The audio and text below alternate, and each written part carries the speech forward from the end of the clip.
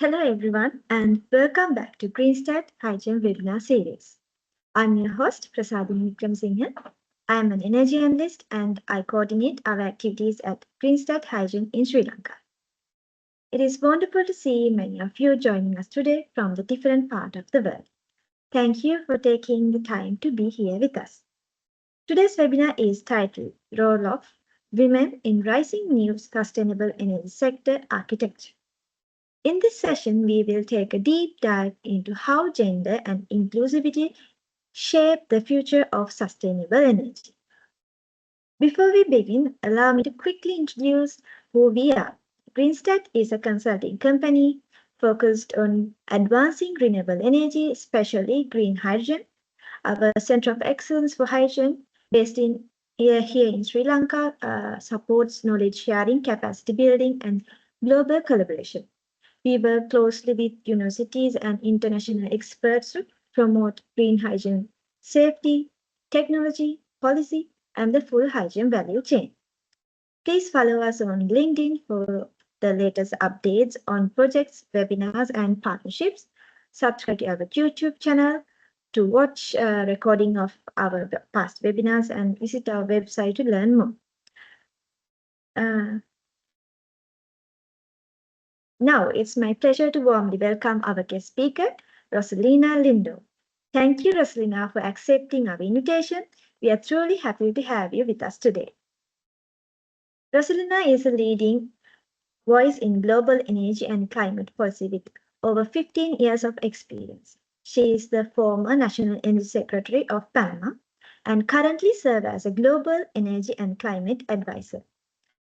Rosilena is also a current mentor and international advisory board member of the Global Network Women for the Energy Transition, GWNet, and she also a member of the Global Council of Climate Champions. Her work continues to drive inclusive policies and accelerate the clean energy transition across Latin America and beyond. Before we dive into today's session, we have some housekeeping rules. Please submit your questions in the Q&A box at any time during the session, and we will address these questions in the end. So, a recording of this webinar will be shared with all registered participants in the coming weeks. Without further ado, let's dive into today's session. Rosilena, the stage is yours. Thank you, Prasadini. For me, it's really a pleasure to be here with you today. And I have to say that I'm right now located in Panama. And in Panama, it's 4 a.m. in the morning. But for me, it's the perfect timing to talk about what is the role of women in this rising new sustainable energy sector architecture that we are building right now. It's an opportunity to really fight in order to pursue a just and inclusive energy transition, but harvesting the talent of women in this process, and for sure with our colleagues, men, hand by hand, assuring that we are going to win this climate fight. And today we are going to be talking very briefly about what is gender equality, what is the importance of having gender equality within the energy sector, and how right now are women and men working together in order to pursue this challenge that we need to comply in 5 years. 2030 is right at the end of the corner, so we need to assure that we know the tools for gender mainstreaming, but also I want to share with you a few successful stories and also a few recommendations if you are working within the energy sector and outside the energy sector, but you want to pursue gender equality. There are a few things that you can include in your daily activities, in your weekly activities, in your monthly activities to be part of solving this challenge. And when we think about gender equality, it's not only important to have the voices of women there, but also it is really proven that it's critical for advancing in the decarbonization of our energy sector and is critical in order to advance in complying with sustainable development goals. Also, when you think about gender equality, you have right now to fight to combat misinformation.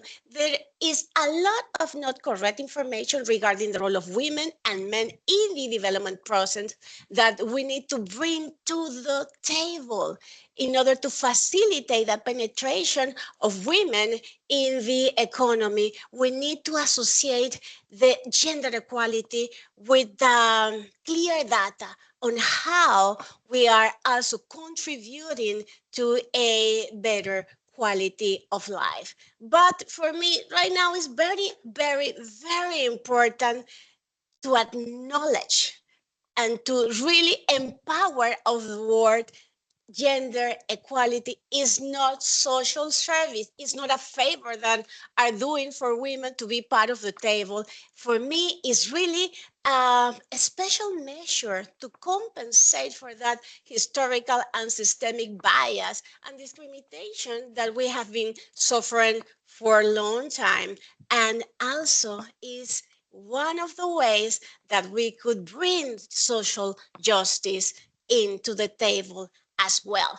And when we think about gender equality, we need to be clear that we are talking about gender roles. Yes, social um, environment is included there. How we behave with the different cultures that we are embedded in is fundamental to understand the cultural factor that is there. How we assure that we are looking forward to increase the role of women, not only considering their age, the structure that we are living in, our religion, our ethnicity, in order to facilitate that process, to highlight the bosses, to highlight the talent, but also to highlight a new way of collaborate together to evolve the empowerment of women and also to transform masculinities. This is fundamental. We cannot talk about gender equality if we are not understanding the environment that we are that is surrounding us. And for that is also very important to understand as well that word division on gender is related also to the type of roles that women and men usually do. There is the reproductive role, the productive role, also the way that we communicate and facilitate our environment around our communities, but also we are not just doing one role. We are having all of us several roles, and in the different roles that we have in our society, in our community, gender equality have to be present. We need to have the opportunity to decide what we want to do, how we want to achieve our personal, our professional goals, understanding that those imbalance that are there related to the role of women are also clearly stable in the national arena, in the global arena, and are affecting our economic systems and structures. And that's why also we need to look forward when we are working in the energy sector, in any sector, but today we are talking about the energy sector. When we are working in the energy sector, we need to increase women's rights regarding our participation in the decision-making process. Yes, for sure, this is a number one thing, but also we need to be clear that we have to facilitate decisions and the autonomy on how we are having those decisions, looking forward to increase the quality of the relationships that we have around our jobs, but also to facilitate the access to resources, parity regarding earnings, but also to facilitate and habilitate the responsibility to decide when we want to reproduce and the implications to do so. I have to say that when I started to work as Minister of Energy, for me, one of the things that was fundamental is to have to use that opportunity to bring what it says here, right here. How do we really assure bringing temporary measures to compensate that historical bias, but also to having clearly that when we are pursuing equality, we have to use equity as a means to achieve that equality. And when we achieve the equality, then those temporary measures we will be not needed anymore. So having said that, at the end, I want you please to remember that gender equality is fundamental, is essential to achieve peace in our societies and also to really harvest the full human potential to make that goal that we have for 2030 sustainable development a reality that implies that all of us have the same rights. We need to have access to resources and the opportunities that this new development is bringing to us, looking forward to assure that we have access to work, to health, to education. But, you know, in order to bring that to the energy sector, we have to be clear where we stand, what is happening right now. And right now, um, it's extremely clear that climate change is a challenge.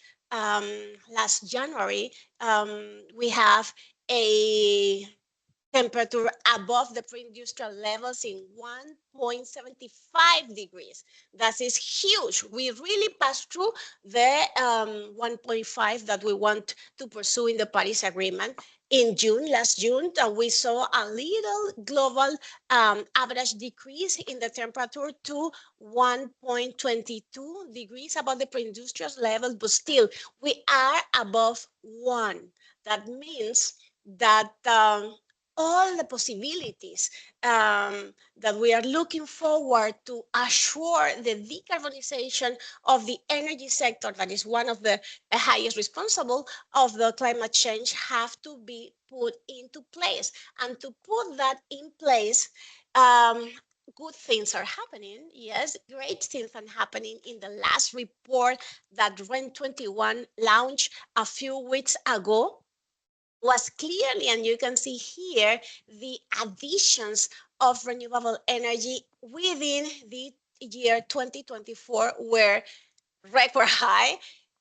741 new gigawatts of renewable energy are there, and all the different regions contribute to that. At the end, we see here in this map that good things are happening around the world, in Europe, in China, in Asia and Oceania, in North America, in India, and in the rest of the world, yes. But the way that renewable energy is growing is unbalanced. And when you analyze the growth of renewable energy and the participation of that workforce is also unbalanced. In order to really pursue and harvest that renewable energy potential, we need to bring balance not only in the production of technology, not only in the implementation of technology and access to resources, but also we need to bring balance to the persons that are working and using their knowledge to make this a reality. And looks very nice to say that a lot of things are happening within the renewable energy sector, but when you see this image, it really shows you that even though that the renewable electricity has grown at 30%, and that we have 3.6% of transport fuel that are using biofuels, and from the renewable heat is a 10.6% of use of renewable in the heat production. A lot of things we need to continue working on, and we need to change that pattern within 5 years. how we shift from this gray area that are non-renewable resources that our world is using to be more yellow, need to use the talent of women and men. But it's not only to change that, it's also to comply with the goals that we as a globe have already decided. I'm sure that you already know that almost 3 years ago, the world decided to pursue tripling renewable energy, tripling up renewable energy, and that means that we need to install 11.2 terawatts of energy for 2030. And yes, this is part of the path, but also we need to increase the amount of energy efficiency that we are using in our appliance, in our designs, from 2% to 4% until 2030, less than 5 years already. But also, we need to decide that this energy efficiency have to be our first fuels, first than renewables. And in order to comply with that goal, we need to invest 31.5 trillions of US dollars in renewable energy, in adding additional grid for transmission and distribution lines. And we need to add also flexibility to the grid. And also we need to conserve the natural resources that we have. That is quite a challenge. Are we sure that we could achieve all that without having gender equality in the table? But it's not only that.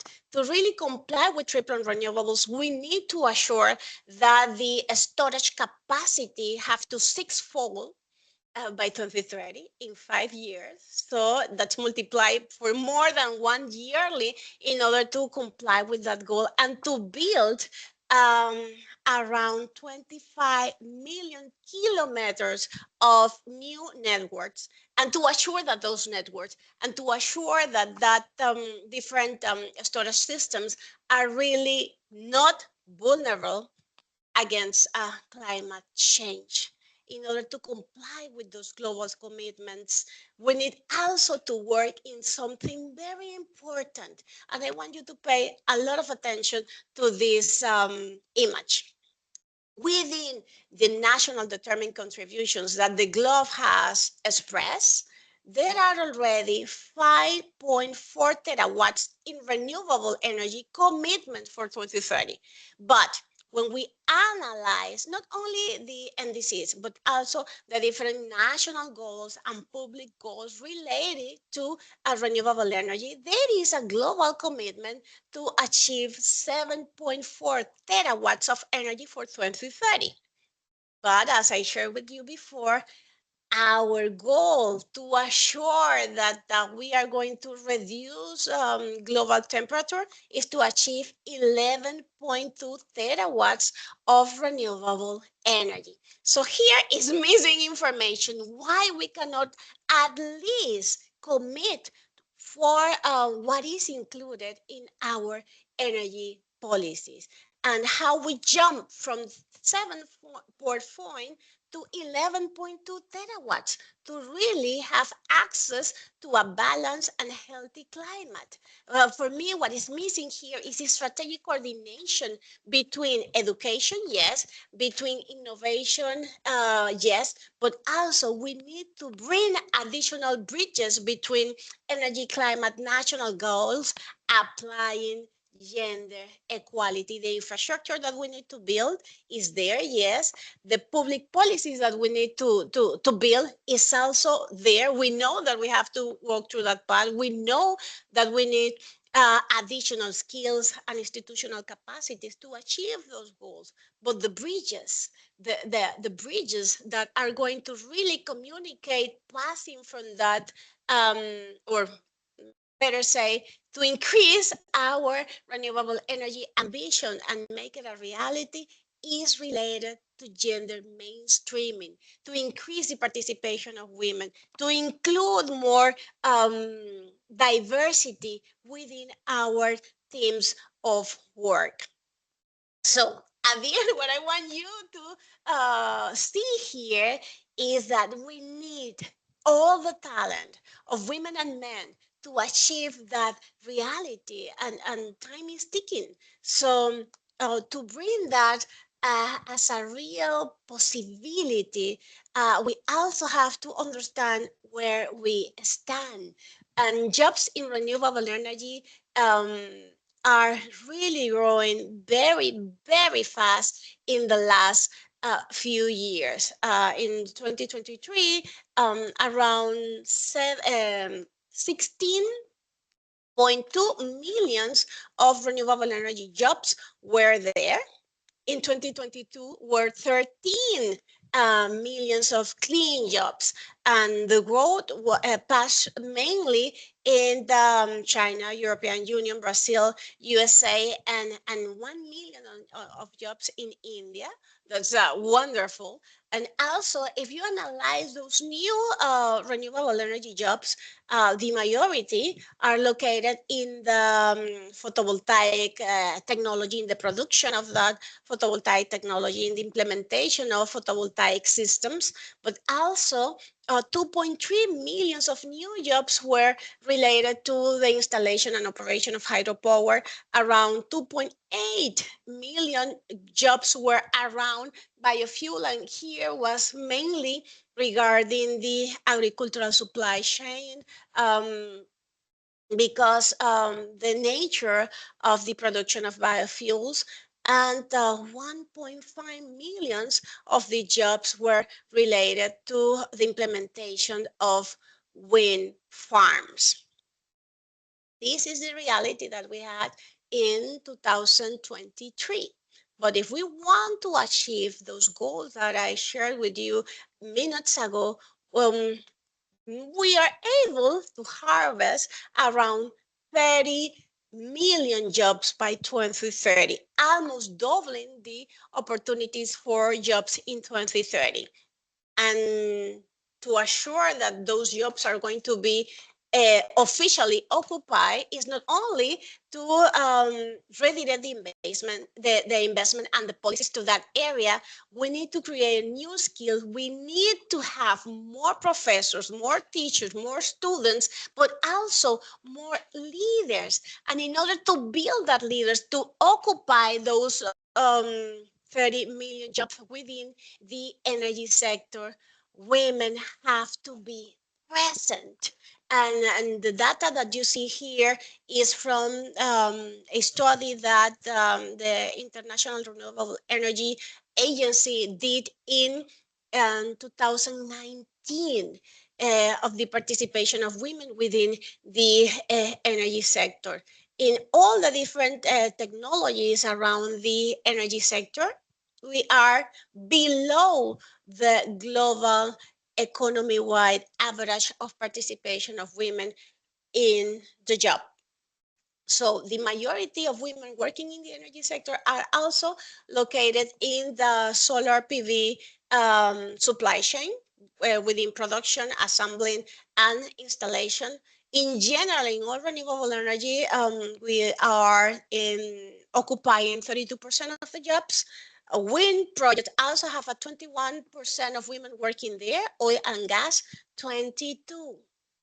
That gap, in order to achieve around here at least the 50%, is quite a walk that we need to build, not only to walk, we need to build that path.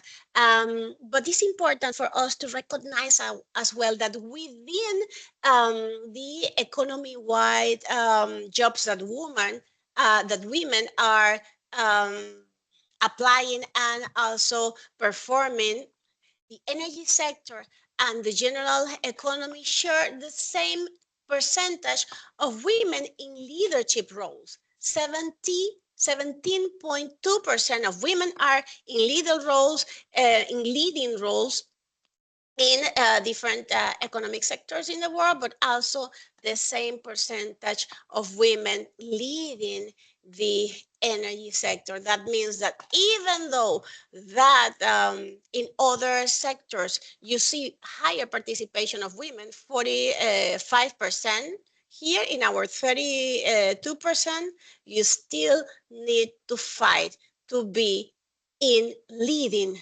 positions. Here you can see some other numbers regarding the participation of women by the different technologies.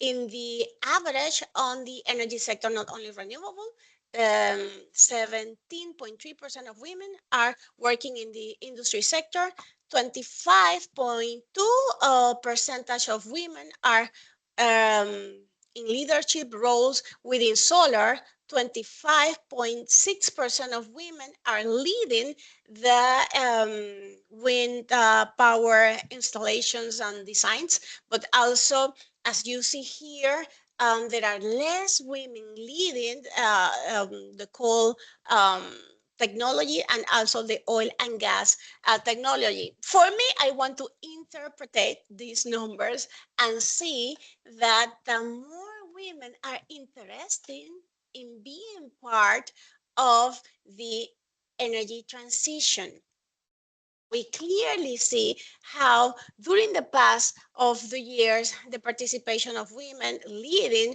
the fossil fuel area is transforming for women leading the energy transition. And here you can see it also that the different professions that women are part of within the energy sector is also changing and part also of the additional measures that we need to bring to the table that I will speak later on. Women that are working within the energy sector mainly are chemical engineers, here with the 22% of the total women in the energy sector. Men have a higher participation here, as in all the different careers within the sector. Mechanical engineer, we have almost 5% of participation of women. Electrical engineer, also less than 5%. And it is clear that the participation of women right now, that number that you see here, are women that are just leading the performance of new technologies, but they are not specifically at the moment when they decided to study professional career, they not decided but for an energy related profession, but still they wanted to be part and are part of the energy sector. So what is happening here? When we analyze the numbers of startups that are founded by women, we see here a similar behavior between the energy sector and the non-energy sector. In 2021, the women's participating and founding startups were 10.5% of the total. In general, in the non-energy sector, 18.5% of total. We had a peak here, nice in 2017 with 14.3% of women starting new businesses around energy. And when you analyze the type of startups that women are pursuing within the energy sector, usually are more related to the solar technology, more related to additional services on energy efficiency than specific constructions companies or assembly companies of different technologies. And this is very important to have in mind that the correlation between what women are studying with the different entrepreneurship that they are bringing to the energy sector is fundamental.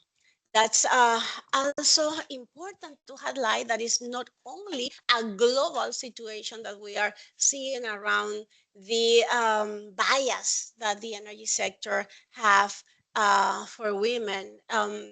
When I started to work in the National Energy Secretariat, I did a diagnosis of gender equality in the energy sector for the preparation of our energy transition agenda, and then we there gathered so many numbers that really highlight how to address the gender mainstreaming for implementing the energy transition. And that diagnosis clearly show us that women are overrepresented in junior positions, that 32.8% of women do not consider to be enough leadership position for women, but in contrast, 64% of men believe that we're already enough women senior in position. That means that how we address the necessity of equality is different from women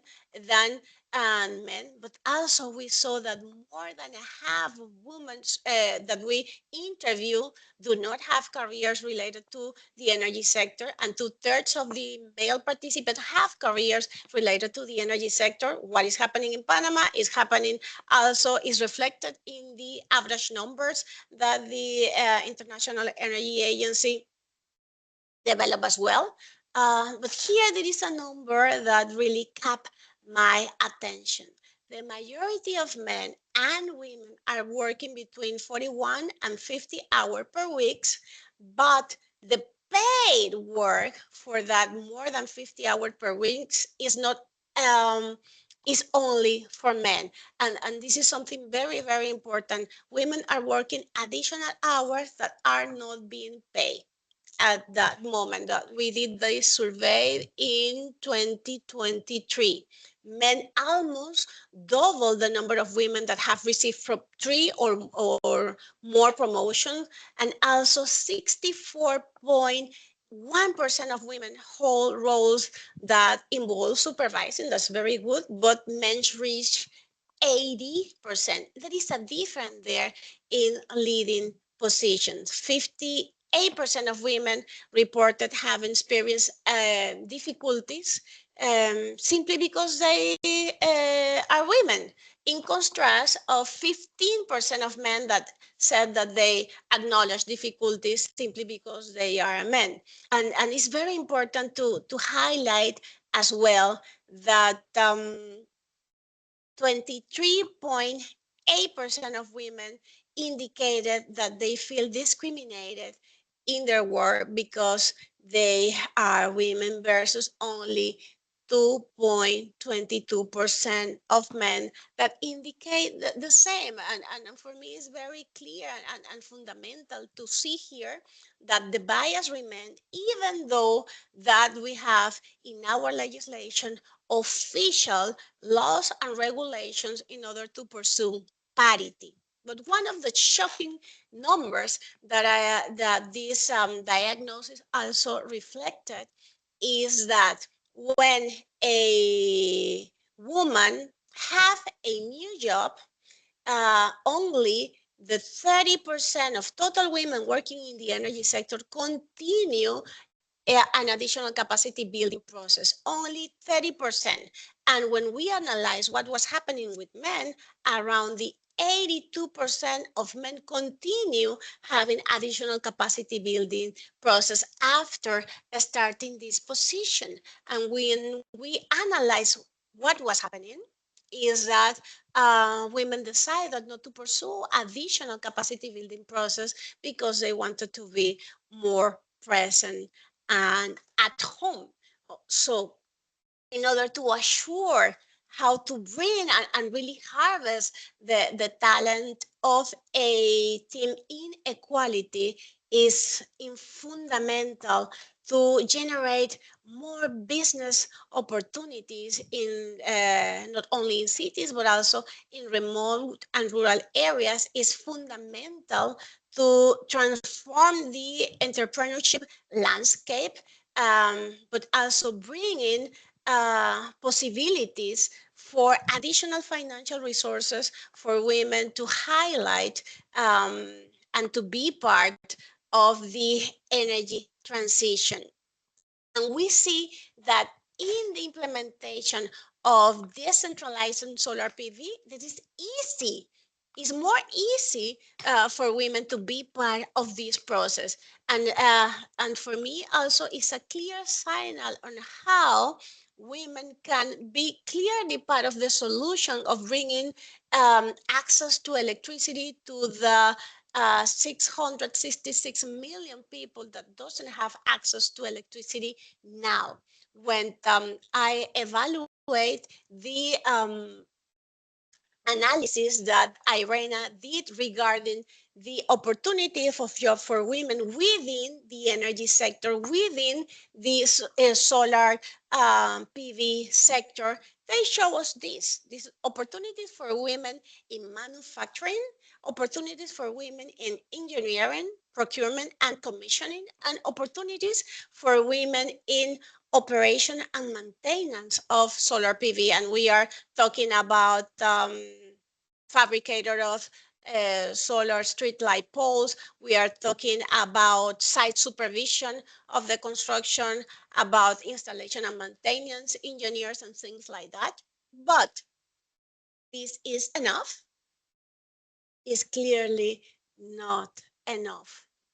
What type of jobs and roles are missing in this table? What type of jobs and roles are missing in this table?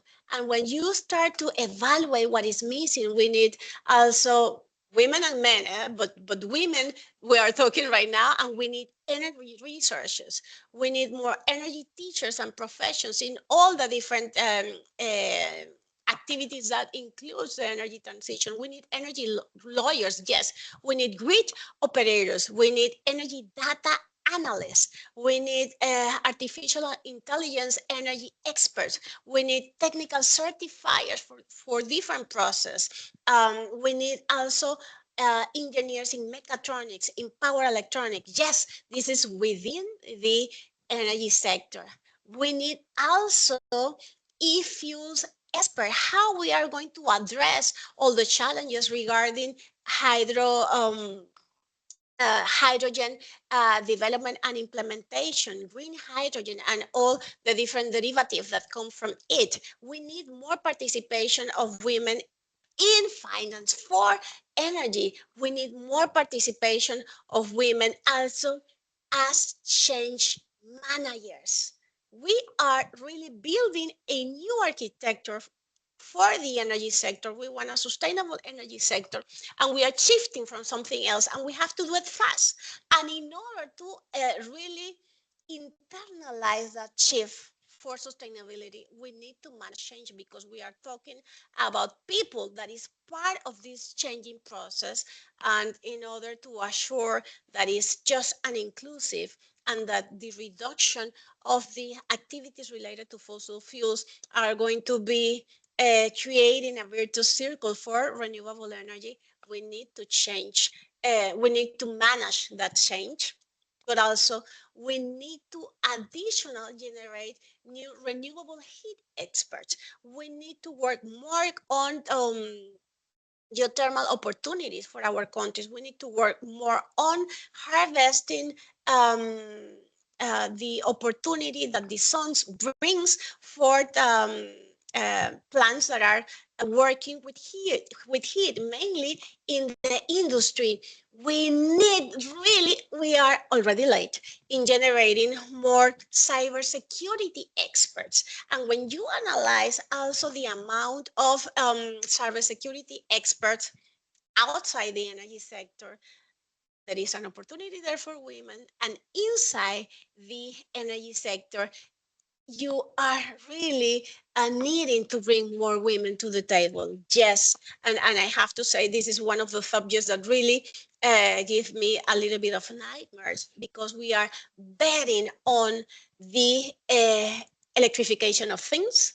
We do believe that a lot of activities are going to be working with renewable energy. So we are looking forward that the generation of renewable energy works very well, that the transport of that electricity works very well, that the distribution of that electricity works extremely well. We are confident that our countries are going to grow with renewable electricity, so that systems have to be really, really secure and block possible opportunities for activities that I don't want to mention here, but you know that this is happening. and we need to prepare for that future.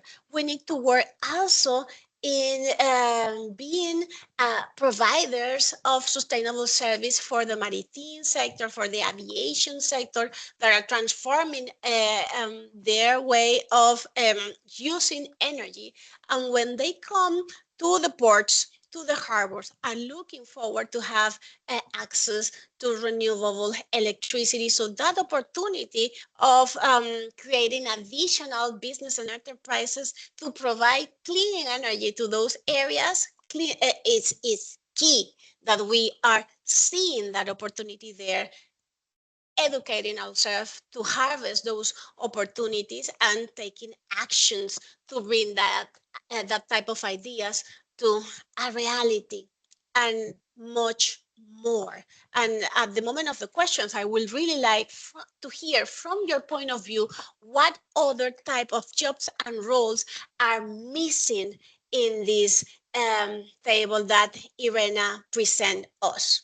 Please, this is very, very key, that right now we accelerate the preparation to occupy these type of roles, these type of jobs. Is not only being an active part of the energy transition in the supply chain, in the implementation of the projects, but also we need to lead. What else is the world needing in order to comply with that 1.5 degrees goal that we decided this year 10 years ago? The Paris Agreement was signed 10 years ago, and the Paris Agreement include clearly that we need to achieve the sustainability in our climate with gender equality, and a few tools that we can use in order to mainstream gender in the energy sector are at the management level. We have, yes, to implement quotas. We need to attract more women and girls to STEM fields, but also we need to design these inclusive hiring practices, and also to assure that we are not only given um, a high level position for women, but also that we facilitate the environment for that women to strive up in the implementation of their leadership features. And in order to do that, be part of coalitions that aim to increase the inclusion of women in the energy sector is critical. And one example that I can share with you is to really reiterate one time, two times, three times the commitment to gender equality through official communications, in order to send a clear message that the senior executives that are there, that the leadership, that the enterprise organization, public sector institution really believe in achieving gender equality. And for me, it's fundamental, it's very important to create and enforce a zero tolerance campaign against sexual harassment and discrimination that have to be taken very, very serious. We can say something with our mouth, but if we don't apply what we say, then we are not really closing that gender gap. We need to work more on the visibility and networking within women, to train and support women in the renewable energy sector, to promote networking around women in the sustainable energy field, to support the design of workshops and conference regarding the role of women and how they lead in the technical parts as well. And for me, it's also fundamental not to support something that we call manuals. We don't want manuals, we want panels in gender equality. And the industry have a lot of women that are expert in different fields. Please reach them, because it's fundamental for the other women that are looking to the energy sector and say, there is a space here for me. They need to see and hear voices of women and men, not only men taking the scenario. And it's also important to apply and redirect investment for training speaking opportunities. Yes, sometimes depending of your personality, you could feel shy or not sure about your knowledge. That can be trained in order to communicate better. There are also different opportunities for mentoring programs within, as an example, the Global Women's Network for the Energy Transition have a lot of mentoring programs. Myself, I'm a mentor not only within that area, but also outside the network. I have 23 mentees right now, and I see them growing.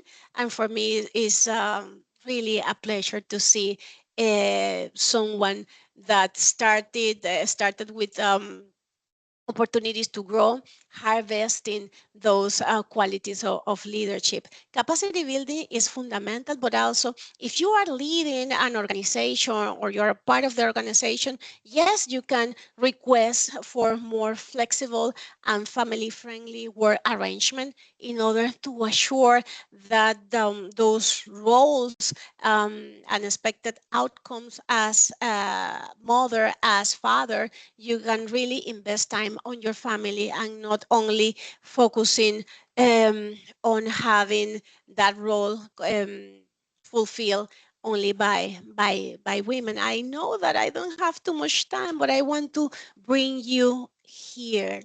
Um, One of the things that really have the power of changing the participation of women within the energy sector is reducing biases in the recruitment process.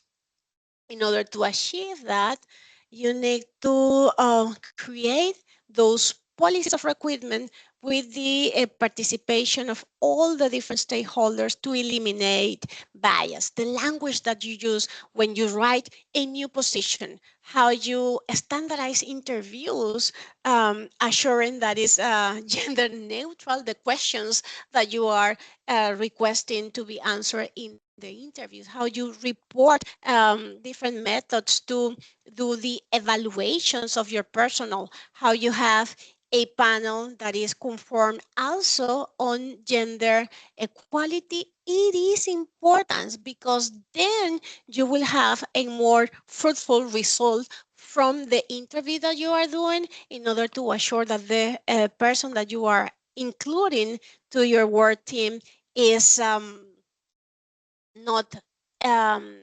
coming from a process that was focused more to bring only a man to the team. It's important also to publish all policies um, regarding the position, so no one must have an additional question to that.